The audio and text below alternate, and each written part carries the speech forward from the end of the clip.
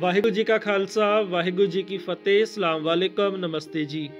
ਲਹਿੰਦੇ ਪੰਜਾਬ ਆਏ ਹੋਏ ਆ ਤੇ ਇਸ ਵੇਲੇ ਜਾ ਰਹੇ ਆ ਜ਼ਿਲ੍ਹਾ ਕਸੂਰ ਦੇ ਵਿੱਚ ਪੈਂਦੇ ਗੁਰਦੁਆਰਾ ਝਾੜੀ ਸਾਹਿਬ ਪਾਤਸ਼ਾਹੀ ਤੀਜੀ ਦੇ ਵਿੱਚ ਸ਼੍ਰੀ ਗੁਰੂ ਅਮਰਦਾਸ ਜੀ ਦੇ ਇਸ ਪਾਵਨ ਪਵਿੱਤਰ ਸਥਾਨ ਦੀਆਂ ਤਸਵੀਰਾਂ ਅਕਸਰ ਸੋਸ਼ਲ ਮੀਡੀਆ ਦੇ ਉੱਤੇ ਵੇਖਦੇ ਸੀ ਤੇ ਆਪਣੀ ਖਤਮ ਹੁੰਦੀ ਜਾ ਰਹੀ ਇਸ ਵਿਰਾਸਤ ਨੂੰ ਵੇਖਣ ਦੀ ਤਾਂਗ ਬੜੇ ਚਿਰ ਤੋਂ ਦਿਲ ਵਿੱਚ ਸੀ। ਅੱਜ ਲਹਿੰਦੇ ਪੰਜਾਬ ਆਏ ਤੇ ਦਿਲ ਕੀਤਾ ਕਿ ਇਸ ਸਥਾਨ ਦੇ ਵੀ ਦਰਸ਼ਨ ਕਰੀਏ ਤੇ ਆਪ ਸਭ ਨੂੰ ਵੀ ਕਰਾਈਏ। ਇਸ ਵੇਲੇ ਅਸੀਂ ਖੜੇ ਹਾਂ ਗੁਰਦੁਆਰਾ ਝਾੜੀ ਸਾਹਿਬ ਪਾਤਸ਼ਾਹੀ ਤੀਜੀ ਵਿਖੇ। ਇਹ ਸਥਾਨ ਪਿੰਡ ਕਾਦੀਵਿੰਡ ਦੇ ਕੋਲ ਪੈਂਦਾ ਹੈ। ਪਿੰਡ ਕਾਦੀਵਿੰਡ ਜਿਹੜਾ ਕਿ ਗਿਆਨੀ ਸੋਹਣ ਸਿੰਘ ਸ਼ੀਤਲ ਹੋਰਾਂ ਦਾ ਵੀ ਪਿੰਡ ਹੁੰਦਾ ਸੀ ਪੰਜਾਬ ਦੀ ਵੰਡ ਤੋਂ ਪਹਿਲਾਂ। ਉਹਦੇ ਨਾਲ ਹੀ ਪਿੰਡ ਹੈ ਤਰਗੇ। ਇਹ ਜੇ ਤੁਸੀਂ ਦੇਖੋ ਤੇ ਇਹ ਜਿਹੜੀ ਵੱਟ ਹੈ ਇਸ ਜਗ੍ਹਾ ਦੇ ਨਾਲ, ਇਸ ਵੱਟ ਤੋਂ ਪਰਲੇ ਪਾਸੇ ਦਾ ਜਿਹੜਾ ਇਲਾਕਾ ਹੈ ਉਹ ਕਾਦੀਵਿੰਡ ਪਿੰਡ ਦਾ, ਕਾਦੀਵਿੰਡ ਪਿੰਡ ਦਾ ਰਕਬਾ ਆ ਜਾਂਦਾ ਤੇ ਉਹਦੇ ਤੋਂ ਗੁਰਦੁਆਰਾ ਸਾਹਿਬ ਵਾਲੇ ਪਾਸੇ ਇਹ ਤਰਗੇ ਪਿੰਡ ਦੀ ਜ਼ਮੀਨ ਆ ਜਾਂਦੀ ਹੈ।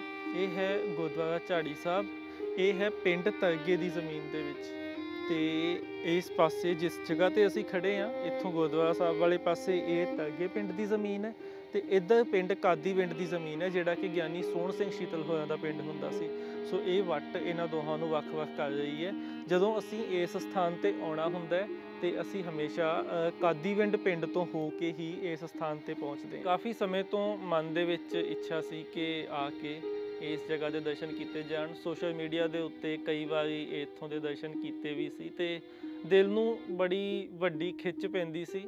ਗੁਰੂ ਸਾਹਿਬ ਨੇ ਮੌਕਾ ਬਖਸ਼ਿਆ, ਲਹਿੰਦੇ ਪੰਜਾਬ ਪਹੁੰਚੇ ਤੇ ਅੱਜ ਇਸ ਸਥਾਨ ਦੇ ਦਰਸ਼ਨ ਕਰਨ ਵਾਸਤੇ ਆਏ ਹਾਂ। ਤੇ ਦੂਰੋਂ ਹੀ ਜਦੋਂ ਨਜ਼ਰ ਪਈ ਤੇ ਉਹ ਖਿੱਚ ਅੰਦਰੋਂ ਪੈਣੀ ਸ਼ੁਰੂ ਹੋ ਗਈ ਤੇ ਖੈਰ ਚੱਲ ਕੇ ਇੱਥੇ ਪਹੁੰਚੇ ਹਾਂ ਤੇ ਇਸ ਦੀ ਹਾਲਤ ਵੇਖ ਕੇ ਜੋ ਮਹਿਸੂਸ ਹੋਇਆ ਖੈਰ ਉਹ ਸ਼ਬਦਾਂ ਦੇ ਵਿੱਚ ਸਮੋਇਆ ਜਾ ਹੀ ਨਹੀਂ ਸਕਦਾ। ਉਸ ਤੋਂ ਬਾਅਦ ਦੀ ਗੱਲ ਹੈ। ਅਸੀਂ ਜੇ ਇਸ ਗੁਰਦੁਆਰਾ ਸਾਹਿਬ ਦੀ ਇਸ ਵੇਲੇ ਦੀ ਹਾਲਤ ਦੀ ਗੱਲ ਕਰੀਏ ਤੇ ਇਹੀ 4 ਪਿਲਰਸ ਨੇ।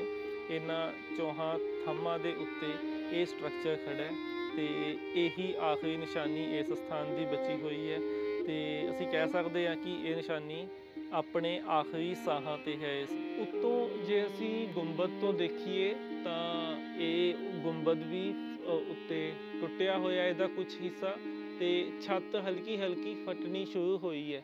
ਤੇ ਜਿਵੇਂ ਜਿਵੇਂ ਅਸੀਂ ਹੇਠਾਂ ਨੂੰ ਆਉਂਦੇ ਹਾਂ ਤੇ ਹੇਠਾਂ ਆ ਕੇ ਇਹ ਸਾਨੂੰ ਤਰੇੜਾਂ ਦਿਸਣੀਆਂ ਸ਼ੁਰੂ ਹੋ ਜਾਂਦੀਆਂ ਨੇ ਇਹਦੇ ਵਿੱਚ। ਇਹ ਸਾਹਮਣੇ ਵਾਲੇ ਪਾਸੇ ਜੇ ਅਸੀਂ ਦੇਖੀਏ ਤੇ ਇੱਥੇ ਹਲਕੀ ਜਿਹੀ ਤਰੇੜ ਹੈ, ਪਰ ਉਹੀ ਜੇ ਅਸੀਂ ਇਸ ਪਾਸੇ ਦੇਖਦੇ ਹਾਂ ਤੇ ਇੱਧਰ ਤਰੇੜ ਕਾਫੀ ਵੱਡੀ ਹੈ ਇਹਦੇ ਵਿੱਚ। ਇਸ ਪਾਸੇ ਦੀ ਵੀ ਇੱਥੇ ਤਰੇੜ ਹੈ ਤਾਂ ਬਿਲਕੁਲ ਅਸੀਂ ਕਹਿ ਸਕਦੇ ਹਾਂ ਕਿ ਕੋਈ ਇੱਕ ਝਟਕਾ ਵੀ ਇਸ ਨੂੰ ਡੇਗ ਸਕਦਾ ਹੈ।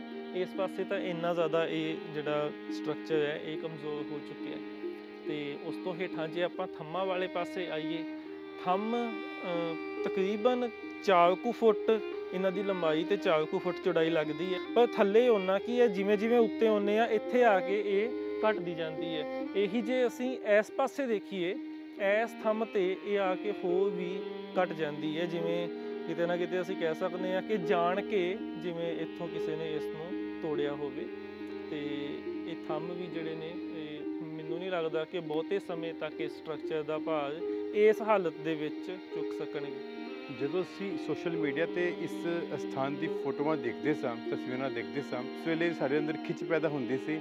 ਲੇਕਿਨ ਜਦੋਂ ਅੱਜ ਅਸੀਂ ਇਸ ਲਹਿੰਦੇ ਪੰਜਾਬ ਵਿੱਚ ਆ ਕੇ ਇਸ ਸਥਾਨ ਤੇ ਆਏ ਹਾਂ ਤੇ ਹੁਣ ਸਾਡੀ ਭਾਵਨਾਵਾਂ ਜੋ ਨੇ ਉਹ ਸ਼ਬਦਾਂ ਤੋਂ ਬਾਹਰ ਨੇ। ਜਿਵੇਂ ਕਿ ਅਸੀਂ ਵੇਖਿਆ ਹੈ ਇਸ ਗੁਰਦੁਆਰਾ ਸਾਹਿਬ ਦੀ ਜੋ ਇਮਾਰਤ ਹੈ ਉਹ ਆਪਣੇ ਆਖਰੀ ਸਵਾਸਾਂ ਤੇ ਹੈ ਤੇ ਅੱਜ ਲੋੜ ਹੈ ਸਾਨੂੰ ਸਾਰੇ ਪੰਜਾਬੀਆਂ ਨੂੰ, ਦੇਸ਼ ਵਿਦੇਸ਼ ਵਿੱਚ ਬੈਠੇ ਸਾਰੇ ਸਿੱਖਾਂ ਨੂੰ, ਪੰਜਾਬੀ ਨੂੰ ਅਪੀਲ ਕਰਦੇ ਹਾਂ ਕਿ ਅਸੀਂ ਹੀ ਸਾਡੀ ਜ਼ਿੰਮੇਵਾਰੀ ਬਣਦੀ ਹੈ, ਅਸੀਂ ਜ਼ਿੰਮੇਵਾਰੀ ਲਈਏ ਤੇ ਇਸ ਸਥਾਨ ਨੂੰ ਫਿਰ ਹਰਾ ਭਰਾ ਕਰਨ ਵਿੱਚ ਯਤਨ ਕਰੀਏ। ਪਿੰਡ ਤਰਗੇ ਦੇ ਵਿੱਚ ਇਹ ਹੈ ਗੁਰਦੁਆਰਾ ਝਾੜੀ ਸਾਹਿਬ। ਇਹ ਤੀਜੇ ਪਾਤਸ਼ਾਹ ਸ਼੍ਰੀ ਗੁਰੂ ਅਮਰਦਾਸ ਜੀ ਦਾ ਚਰਨ ਛੋਹ ਪ੍ਰਾਪਤ ਸਥਾਨ ਹੈ। ਦੱਸਿਆ ਜਾਂਦਾ ਹੈ ਕਿ ਭਾਈ ਭੂਰਾ ਜੀ ਦੀ ਬੇਨਤੀ ਤੇ ਗੁਰੂ ਅਮਰਦਾਸ ਜੀ ਇਸ ਸਥਾਨ ਤੇ ਆਏ ਸੀ ਤੇ ਜਿੱਥੇ ਜਿੱਥੇ ਗੁਰੂ ਸਾਹਿਬਾਨ ਦੇ ਚਰਨ ਪਏ ਸਾਡੇ ਲਈ ਉਹ ਹਰ ਥਾਂ ਪਾਕ ਪਵਿੱਤਰ ਹੁੰਦੀ ਗਈ। ਗੁਰੂ ਅਮਰਦਾਸ ਜੀ ਦੀ ਚਰਨ ਛੋਹ ਪ੍ਰਾਪਤ ਇਸ ਧਰਤੀ ਦੇ ਉੱਤੇ ਉਹਨਾਂ ਦੀ ਯਾਦ ਦੇ ਵਿੱਚ ਗੁਰਦੁਆਰਾ ਝਾੜੀ ਸਾਹਿਬ ਦੀ ਉਸਾਰੀ ਕੀਤੀ ਗਈ। ਸੰਨ 1947 ਵਿੱਚ ਹੋਈ ਦੇਸ਼ ਪੰਜਾਬ ਦੀ ਵੰਡ ਤੋਂ ਬਾਅਦ ਇਸ ਗੁਰਦੁਆਰਾ ਸਾਹਿਬ ਦਾ ਬਾਕੀ ਸਟਰਕਚਰ ਖਤਮ ਹੋ ਚੁੱਕਾ ਹੈ। ਸਿਰਫ ਇੰਨੀ ਕੋਈ ਇਮਾਰਤ ਬਚੀ ਹੋਈ ਹੈ ਤੇ ਉਹ ਇਮਾਰਤ ਵੀ ਆਪਣੇ ਆਖਰੀ ਸਾਹਾਂ ਤੇ ਹੈ।